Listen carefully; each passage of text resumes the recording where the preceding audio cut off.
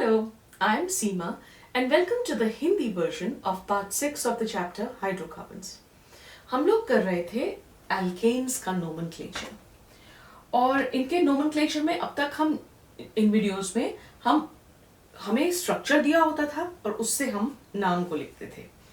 और वो हम कैसे करते थे कि पहले हम सबसे लॉन्गेस्ट चेन को सेलेक्ट करते थे, उससे हम वर्ड रूट ढूंढते थे और वर्ड रूट लिखने के बाद हम, क्योंकि वो सैचुरेटेड एल्केन है, उसको ANE लिख देते थे और उसके बाद हम सब्स्टिट्यूएंट्स ब्रांचेस को देखते थे, उनको गिनते थे, उनको लोकेंट्स देते थे और फिर उनका नाम जो है अल्फाबेटिकल ऑर्डर में लिखते थे।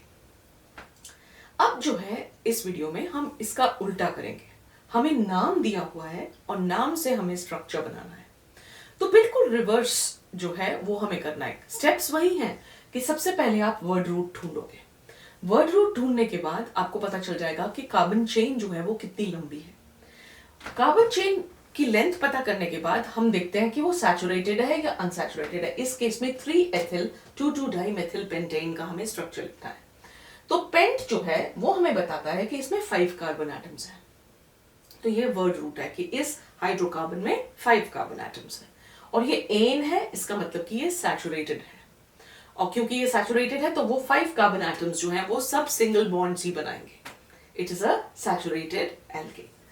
और उसके बाद हम देखते हैं, हम जो लोकेंट्स हैं उनको असाइन करना शुरू करते हैं और जो भी सब्स्टिट्यूएंट्स दिए हुए हैं उन्हें लगा देते हैं अपने अपने लोकेंट पे। मजेदार बात ये है कि ये आसान होता है दूसरे ऑपोजिट से। मतलब जब आपको स्ट्रक्चर से नाम लिखना होता है तो वो थोड़ा मुश्किल होता है। जब नाम से स्ट्रक्चर लिखते हैं तो थोड़ी आसानी होती है कि हम चूज कर सकते हैं कि हम लोकेंट्स, हम काउंटिंग जो है चेन की किस डायरेक्शन से करेंगे। हम पहले से ही मैंने डिसाइड कर दिया कि मैं लिखती इस डायरेक्शन में हूं तो मैं इसी डायरेक्शन में लोकेंट्स को भी नंबर करूंगी और वो मेरे लिए एक स्टेप जो है इजियर हो जाता है, बजाय इसके कि जब हमारे पास स्ट्रक्चर होता है तो हम दोनों डायरेक्शन से काउंटिंग करते हैं लॉन्गेस्ट चेन ढूंढने के बाद कि भाई लोएस्ट लोकेंट्स जो है, सम ऑफ लोकेंट्स हमें किस डायरेक्शन में मिलेंगे। तो इस केस में वो प्रॉब्लम नहीं होगी। तो लेट अस डू इट। आपके पास 3-ethyl कंपाउंड का नाम है 3-ethyl 2,2-dimethyl पेंटेन और हमें इसका स्ट्रक्चर बनाना है। तो वर्ड रूट क्या थी? पेंट। इसका मतलब 5 कार्बन चेन है, 5 कार्बन्स की एक चेन है। तो हम पहले वो 5 कार्बन्स को लिख लेंगे। 1 2 3 4 5। ठीक है, 5 कार्बन्स की चेन है और इसमें थर्ड कार्बन पे एथिल ग्रुप लगा हुआ है। तो 1 2 3 थर्ड कार्बन पे C2H5 एथिल ग्रुप लगा हुआ है और सेकंड कार्बन पे 2 बार मेथिल ग्रुप्स लगे हैं। 2 सेकंड कार्बन पे CH3 और CH3 2 बार मेथिल ग्रुप लगा हुआ है। सो 3-ethyl 2,2-dimethyl पेंटेन, ये बन गया कंपाउंड। अब हमें क्या करना है कि जो कार्बन चेन है उसमें हर कार्बन हमें पता है कि 4 बॉन्ड्स बनाता है। तो हमें देखना है कि अब हर कार्बन ने कितने बॉन्ड्स बनाए हैं और जो अगर उसको 4 कंप्लीट करने के लिए, 4 नंबर कंप्लीट करने के लिए हमें हाइड्रोजन से उसको हाइड्रोजन्स ऐड करने पड़ेंगे। जैसे कि ये कार्बन जो है इसने सिर्फ एक बॉन्ड बनाया है। अगर इसने एक बॉन्ड बनाया तो इसका मतलब इसको 3 और बॉन्ड्स चाहिए, तो हम इसमें 3 हाइड्रोजन से वो 3 बॉन्ड्स बना देंगे।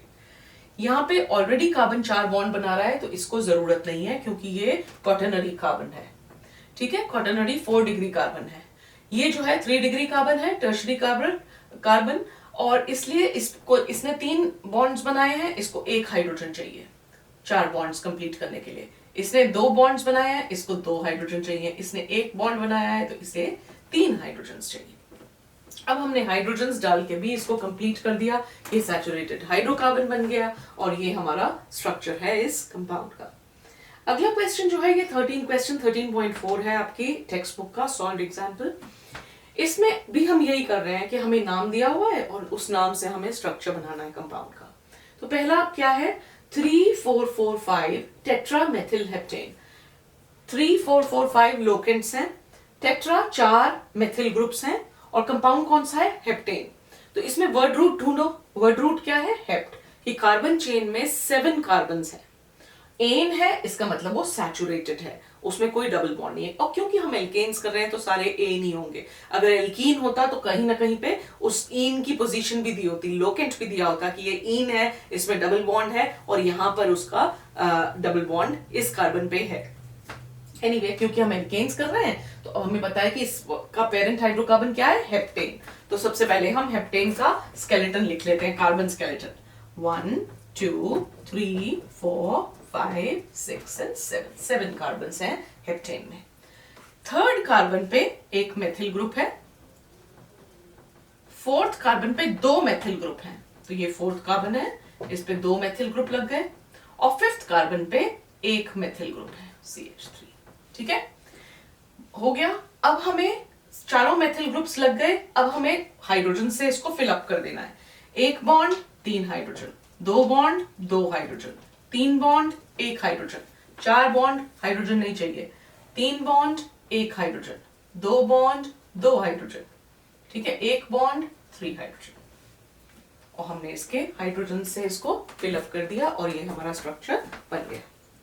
अगला कंपाउंड, अगला है 2,5 डाइमेथिल हेक्सेन। 2,5 dimethyl hexane. तो फिर से कार्बन जो रूट है, वर्ड रूट क्या है, हेक्स। 6 कार्बन्स की चेन है, एन है, मतलब सारे कार्बन्स के बीच में जो बॉन्ड्स हैं सिंगल बॉन्ड्स हैं। पहले स्केलेटन बना लो, 1 2 3 4 5 6। 6 कार्बन से थोड़ा दूर करना चाहिए क्योंकि हाइड्रोजन्स लिखते हुए मुश्किल आती है। 1 2 3 4 5 6, ठीक है, 6 कार्बन हैं। सेकेंड कार्बन पे और फिफ्थ कार्बन पे 2 मेथिल ग्रुप लगे हुए हैं, सेकेंड कार्बन पे और second third fourth fifth carbon पे 2 मेथिल ग्रुप लगे हुए हैं। मेथिल ग्रुप लगा दो और अब हाइड्रोजन फिल कर दो।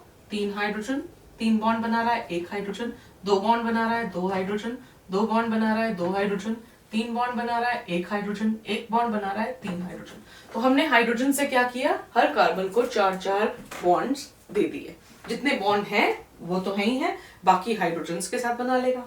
तो इस तरह से हमने ये स्ट्रक्चर भी लिख लिया। अब अगला क्वेश्चन जो है, ये भी आपका सॉल्व एग्जाम्पल है, लेकिन इसमें भी हम पहले तो उसे बनाएंगे structure. Right the structures of the following, इनके स्ट्रक्चर्स आपने बनाने हैं नामों से, और फिर ये बताना है कि ये नाम जो दिए हुए हैं ये गलत क्यों है। And you have to tell why are the given names incorrect.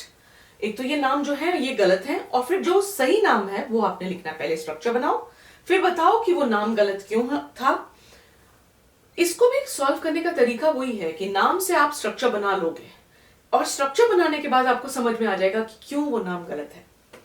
तो चलो सेम मेथड से करते हैं। 2 एथिल पेंटेन, पेंट 5 कार्बन हैं, ठीक है, 1 2 3 4 5 कार्बन की चेन बना ली। सेकेंड कार्बन पे एथिल ग्रुप है। एथिल ग्रुप क्या होता है, CH2 CH3। या तो इसे C2H5 लिख सकते हो या CH2 CH3 भी लिख सकते हो।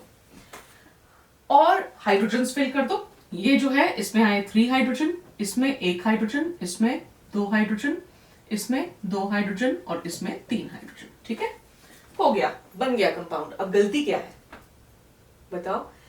अगर ये मान लो कि ये नाम ना दिया होता और इस कंपाउंड को मैं आपको देती और मैं बोलती कि अब इसका नाम बताओ, तो आप क्या करते, सबसे पहला स्टेप क्या करते, लॉन्गेस्ट चेन ढूंढते।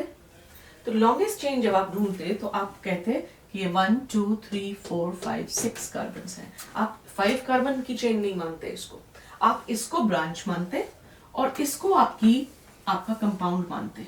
ये चेन होती और ये ब्रांच होती और वो करेक्ट होता। इसका मतलब ब्रांच जो है वो एथिल नहीं है, ब्रांच जो है वो मेथिल है। और जो ब्रांच यहाँ पे थी ये सेकंड कार्बन पे दिख रही थी, यहाँ पे आप लोकेंट क्या दोगे, अगर हम इस साइड से काउंट करें तो ब्रांच किस पोजीशन पे आती है, 1 2 3 फोर्थ पोजीशन पे, और इस साइड से काउंट करें तो 1 2 3 थर्ड पोजीशन पे। तो लोअर लोकेंट कौन सा है, यहां से काउंटिंग करने से। तो ये हुआ कार्बन 1, ये हुआ कार्बन 2 3 4 5 6। तो ये कंपाउंड का नाम क्या हुआ, हेक्सेन, ठीक है। और मेथिल ग्रुप कहां लगा है, थर्ड कार्बन पे। तो इसका एक्चुअल नाम होना चाहिए था 3 methyl hexane, 3 methyl hexane, clear. अब आखिरी वाला 5 एथिल 3 मेथिल हेप्टेन। तो पहले स्ट्रक्चर बनाते हैं। हेप्टेन, जहां एंड पे देखो वर्ड रूट आपको वहां मिलता है, हेप्ट मतलब 7 कार्बन है, एन है मतलब सिंगल बॉन्ड्स है, ठीक है। 7 कार्बन बना देते हैं, 1 2 3 4 5 6 और 7 कार्बन्स बन गए। 5th कार्बन पे एथिल है, 1 2 3 4 5। 5 पे एथिल है मतलब C2H5 है, या CH एक्सपैंडेड करती हूँ समझने में आसानी होगी, CH2 CH3, ठीक है। और 3rd कार्बन पे मेथिल है, ये है 3rd कार्बन, इस पे मेथिल है। हाइड्रोजन्स फिल कर दो, CH3 CH2 H H2 H H2 and H3। चलो जी, हो गया। अब मैं अगर आपको बोलूंगी इसका नाम लिखो तो आप क्या लिखोगे? लॉन्गेस्ट चेन ढूंढो, 1 2 3 4 5 6 7, 1 2 3 4 5 6 7। तो जो पिछले प्रॉब्लम में हुआ था वो तो यहाँ पे प्रॉब्लम नहीं है, कि ऐसा नहीं है कि चेन टेढ़ी थी, क्योंकि अगर मैं ऐसे भी जाऊं तो ये एथिल ग्रुप होगा, और अगर मैं सीधी जाऊं तो ये एथिल ग्रुप उसी कार्बन पे लगा हुआ है, तो नाम बदलेगा नहीं।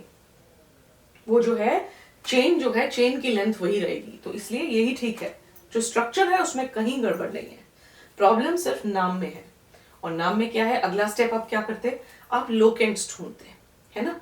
और आपको जो सब्स्टिट्यूएंट्स मिले हैं, एक ये मेथिल है और एक ये एथिल है, तो आप लिखते हैं कि M और E। तो E पहले आता है, M बाद में आता है। अब आप लोकेंट्स दोगे, लोकेंट्स देने के लिए आप क्या देखते हो, 1 2 3 4 5। तो 3 और 5, अगर मैं इस साइड से काउंट करूं तो 1 2 3 एंड 5। उल्टी तरफ से काउंट करने पे ये 3 आता है और ये 5, और इधर से काउंट करने पे ये 3 और ये 5, मतलब लोकेंट सेम है।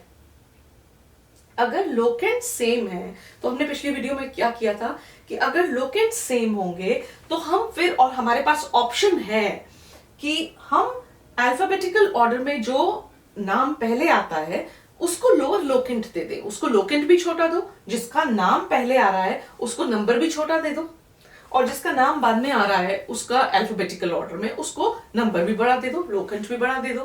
तो उस हिसाब से इस नाम में गलती क्या है कि यहाँ 5 एथिल है, ई जो अल्फाबेट है वो छोटा है, तो हमारी काउंटिंग जो उसने की है इस नाम को देने में वहां गड़बड़ है। तो काउंटिंग उल्टी डायरेक्शन में करो, इस डायरेक्शन में करो, तो ये जो है 3 एथिल एंड 5 मेथिल हेप्टेन बनेगा, वो होगा इस कंपाउंड का नाम, 3 एथिल 5 मेथिल हेप्टेन, इस कंपाउंड का नाम होगा। तो ये था नोमेनक्लेचर एल्केन्स का, और इसके साथ मतलब ये टॉपिक खत्म होता है। इसके बाद हम प्रिपरेशन ऑफ एल्केन्स करेंगे अगली वीडियो में। इसी के साथ मैं वीडियो जो है वाइंड अप करती हूँ। अगर आपको ये यूजफुल लगी तो थम्स अप दीजिए, सब्सक्राइब कीजिए मेरे चैनल को, रेकमेंड कीजिए अपने फ्रेंड्स को, और प्लीज़ मेरी रिक्वेस्ट है कि जितने फ्रेंड्स को बता सकते हैं, क्योंकि हिंदी में मैंने रिसेंटली वीडियोस शुरू की थी, तो बहुत से बच्चे हैं जो ये जानते नहीं हैं अभी कि मैं हिंदी में भी हर वीडियो का वर्जन कर रही हूँ। तो प्लीज़ बताइए अपने फ्रेंड्स को, और बार बार आते रहिए मेरे साथ केमिस्ट्री पढ़ने के लिए। Thank you for watching, bye bye for now.